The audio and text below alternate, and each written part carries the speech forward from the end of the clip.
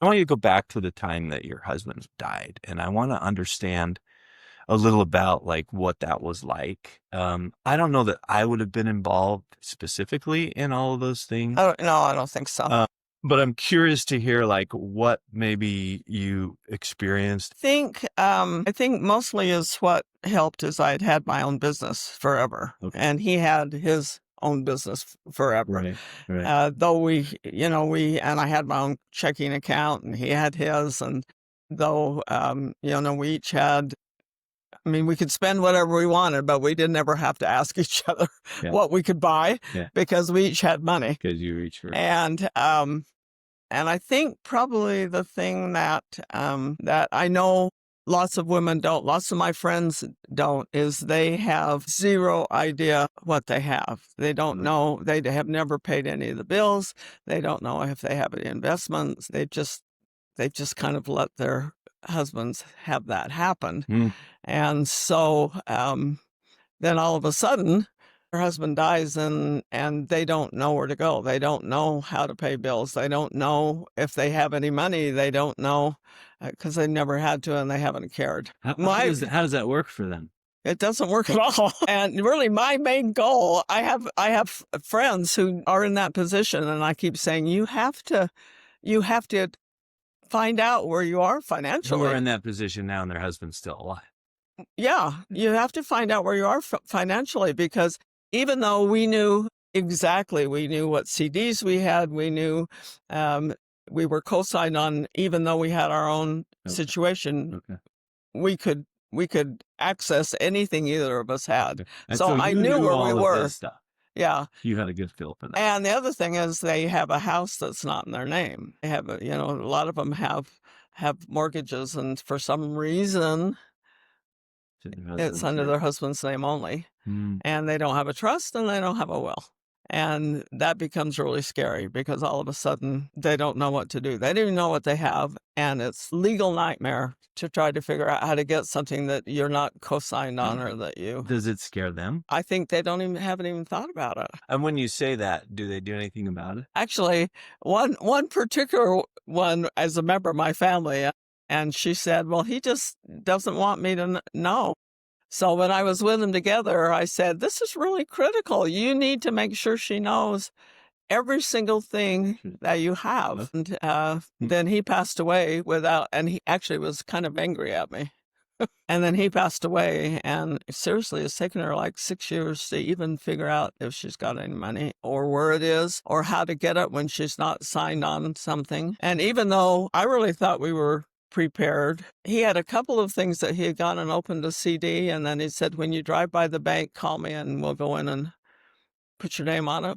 And we never did it. Well, I remember because when we started to work together, so it had to have been fairly close. Yeah.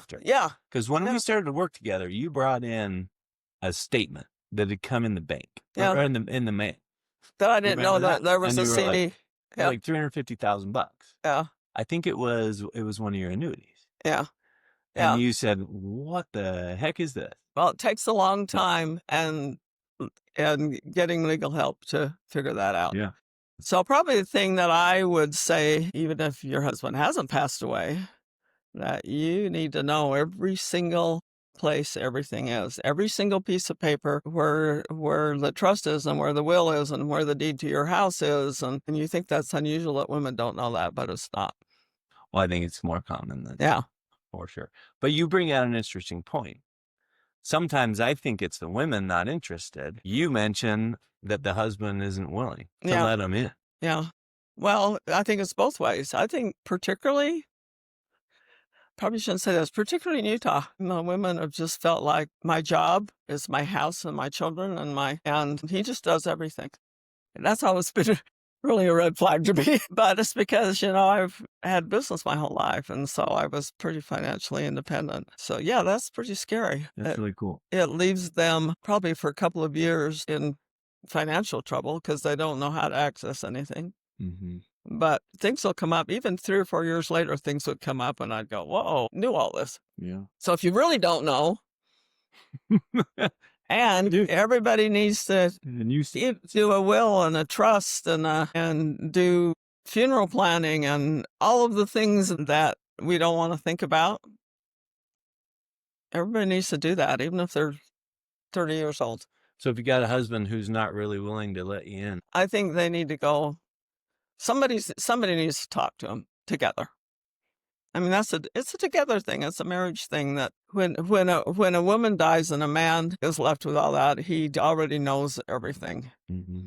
It becomes pretty easy. But when a man dies and a woman knows nothing, it's not very easy. And that's definitely more the case because Yeah, for sure. outlived the men. For sure. And men usually know most of the finances, like you said, in Utah. Yeah. And generally has children and responsibility, and everybody needs money, and everybody wants to go to school. You need to know where all that is. Which is interesting. So that's the other piece that I see is a lot of pressure on women after their husband dies. Sometimes their husband's been kind of the gatekeeper. A lot. And women are more generous, more kind than husbands. Yeah, we are different, for sure. You are.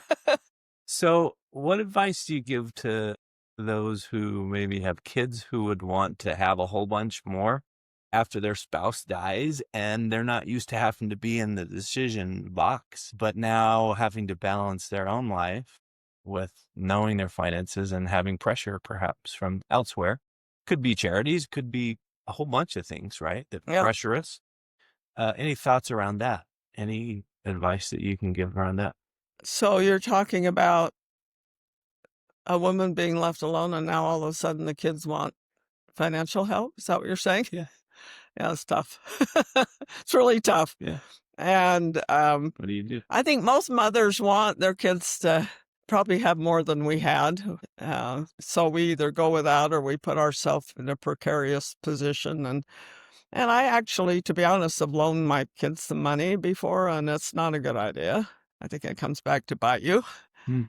So I don't know. That's really a slippery slope that, you become the matriarch when there's no patriarch. And so you want your kids to have what they think they need. It's a bad thing to loan your kids money. So what would you do different? Or would you do anything different? Actually, I think there were some things that I did to help my kids achieve something that I probably should not have done. In hindsight, what would you have done differently? Just not do it? Well, I probably would have said, not a good idea. That's a challenge. Yeah, it is. It is. It's a challenge. Finance and money's really interesting. When there's money involved, people change. Things out the worst. Yeah, and they also think they don't need to pay you back. My mom, she's okay. Yeah. They got it. Yeah, that's hard. I have no good suggestions because I'm not good at that. It's hard. So granted, you had your own company and you were aware of it, but what were some of the initial more difficult decisions or feelings or thoughts that you had around money or anything in general? I don't think anybody, when you think of your life, thinks you're going to end up being in charge of everything. Things that didn't have anything to do with money is having to figure out how to do everything. My husband always wanted me to learn how to do the snowblower, and I kept saying, nope, don't want to know. I'll have to do it. And then all of a sudden, I need to know how to run the snowblower, and I don't know how. So, there's all kinds of little things like that. And I stayed in my home for the first 8 years. So all the things that he would have taken care of, I had to figure out, what do I do? Everything costs money, particularly if your home needs, a 40-year-old home, everything needs to be done. So you have to make the decisions on what, is that how you want to live? Do you want to be dumping money into a house that needs to be upkeep full time or, yeah. Anything you didn't expect? You were surprised by? To be honest with you, we both had really good professions. And so I wasn't worried that I didn't have money. Needed to figure out how to make sure I always had money, which is why you and I connected. And when I retired, I had a 401k and I needed to figure out what to do with that. I mean, I needed somebody that could look and say, let's move this here and move this here. And one of the other things that you helped me do is when I sold my house, I sold it in one day, 16 times. And in the meantime, I bought the perfect house that I've been looking for years. Mm. And my house was, I had to close before my house closed. Mm.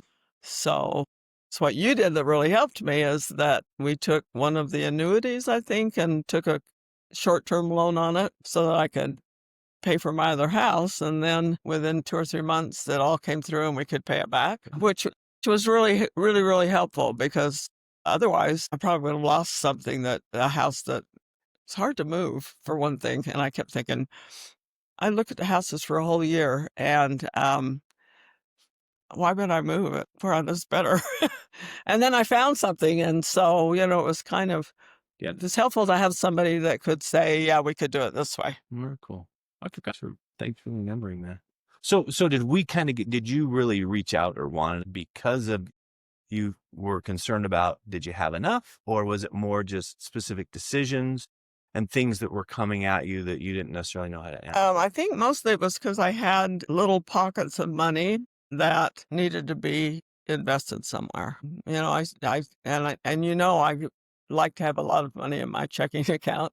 And every time I make a deposit, the banker says, you have too much money in here. And I say, yeah, I want it in here, because if I want something, I don't want to go and have somebody say, well, it's going to take 3 weeks. We're going to have to fill out this paperwork. And I just want to write a check. So not everybody has the advantage of doing that. I had things that came in lump sums that I needed to put somewhere, and because we already had a relationship with you, Interesting. business wise. Okay. Yeah. So a lot of it was like things coming at you that you're like, I need help with. Yeah. I need somebody to Yeah. help me on that. Okay. What about like goal setting, our check-ins, my availability, anything around that really stands out as being helpful or positive to you? Well, I think because we've met every year, really, unless I've got specific questions, we've kind of said, okay, this is, I remember one year you told me I was underspending. That was a really bad thing to tell somebody, because I went home and said, whoa, I'm underspending. But I kind of, we kind of divided into, you can do this. This is what you're spending for travel. This is what you're spending for food. This is your rent. This is your car. And what are you going to buy in the near future? And so, yeah, it kind of gives you a game plan for the year. Sure. Yeah, for sure. When I give you recommendations, how do you feel about the level of personalization that I give you in there? Do you feel like they're generic, or do you feel like they're like specific to you? My situation is that Mm. rather than go to somebody, you have to start all over. Well, I used to have this, but I don't have this, and I sold this, and it's just nice to have a history. Institutional knowledge. Was there a specific moment when my guidance or advice really changed the way that you approached a certain situation? Actually, I know. I just think because we meet every year and I can call you whenever, that it's just kind of been a constant direction of, this is what we ought to do. You worked with me on some annuities where I'm getting paid out per month instead of waiting till I die. And all of those things I think are important, because you know what I have. What's the single biggest positive change that you've noticed in your finances or your peace of mind as we've worked together? You're asking me that after this year? Actually, I was pretty well organized still this year. Yeah. Business change. Yeah, business changes, and having to take some money in lump sum. I'll pay taxes on this. Concerning. The thing is, I know that as soon as I get it all, I can just come and say, okay, I have all this. Now what do we do? Because I have no idea at this moment. Any specific goals that we achieved together that previously you maybe wouldn't have done on your own? Well, probably selling my 40-year-old family home and buying a new one, and being in the middle of that, needing some financial advice. That probably was the most. Would you have traveled as much as you do? Of course. You would say. Well, I just wanted to ask. because everybody has priorities, and you have this much money. What's my priority? I've just always have traveled my whole life, and so to think that I couldn't do that, I was willing to not eat as much. Living in pine boxes. Yeah. Had to in order to get your travel. How do you feel about your financial future today? Actually, I think I'm good. I mean, I think I'm okay. I can look and think that if I live to be 100, I probably won't be traveling. So there's all my travel budget can go to food. Mm. My house is paid for. What are you most excited about in the next 30 years of your life? Um, well, actually, I'm at a point in my life where I really feel like that I can kind of do what I want to do. Really don't have financial ability to say, actually pretty content right now if my families would calm down. Yeah, that's a lot. Yeah, I have a big family. There's always something going on. Yeah, So and you're very yeah, close to your yeah. kids. But you learn that you can do the things you want to do and learn to say no and enjoy the things that you want to that you've never really had time because you've been working or raising kids or doing both. Or I'm pretty content right now, actually. That's cool. And since you've retired, you've had a good time. Yeah, You've made the most of it yeah, for sure. yeah. It's been fun to watch all of that. How would you, if someone came to ask you how our working relationship is, what would you say to them? How would you describe that to them? Actually, I think it's been great. I think that if I have an issue, I can call you and we can figure it out. And particularly because for one instance, I had long-term insurance Mm. and trying to decide whether to keep that or not because they keep doubling, tripling cost.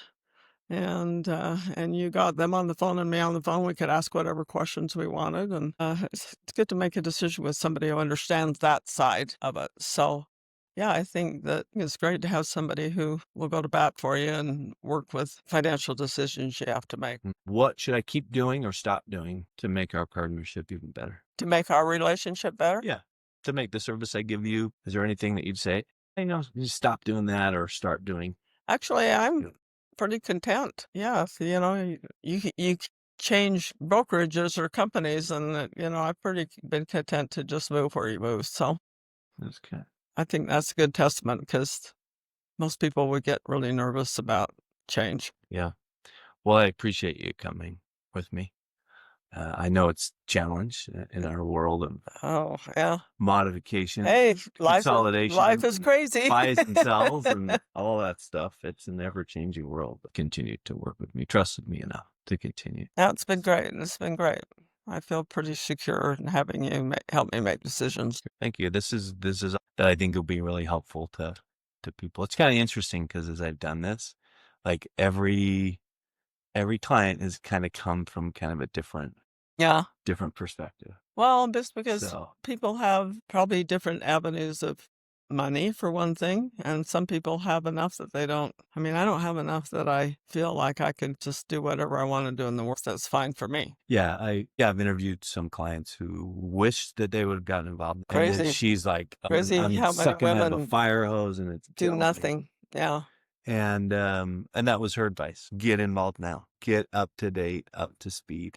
Now. Get your name on everything. The challenge is for me as an advisor, like encouraging that. Usually when I get husband and wife in here and I'm talking about it and I give them stories, hey, let me tell you about my client was 50 years old and her husband was diagnosed with brain cancer and died 7 months later. And she knew nothing about it. I know. Do you want to be that? No, I don't. Do you want your wife to be that? No, I don't. Right. But then to get it to happen, it's a control. challenge. It's a control thing. This is not still on, right? Yes, but It's a control thing. Money is a good controller. If I'm in charge and you don't have any, it's a really good way to control our life. It's a really bad way to live. Bill must have been different than that. Or were you different?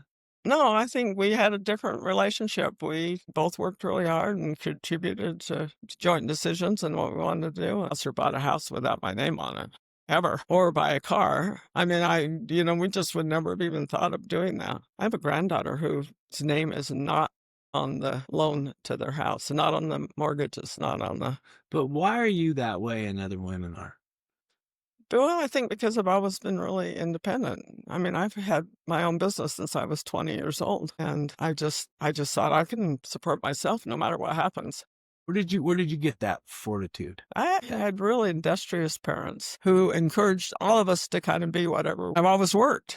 I mean, my kids grew up with a working mother, and they worked with me. I mean, seriously, I told you, my kids started working when they were in high school. Interesting. And still did till this year. And your parents encouraged that? Yeah, my mother worked. My mother was a working mother. She was a registered nurse. My dad was a really hard worker. We didn't get put through college. We had to work. And they obviously gave you the confidence to know that you could. So yeah, I think a lot has to do with upbringing and what you are raised with that you see. And some people move towards that and some rebel and go the other way. So just worked for me. Yeah. Well, it's always Yeah. been fun to watch you and your Well, success. I remember when I went to your retirement party. That was really, really cool to see, like, the uh, respect that everyone had for you, the accomplishments that you'd made, and the I've impact that you've had on so had a many really good people. life. It was really I've cool. had a good life. You have. My You've been kids are great. My grandkids are great. They don't always do what I think they should, but you know what? Their life.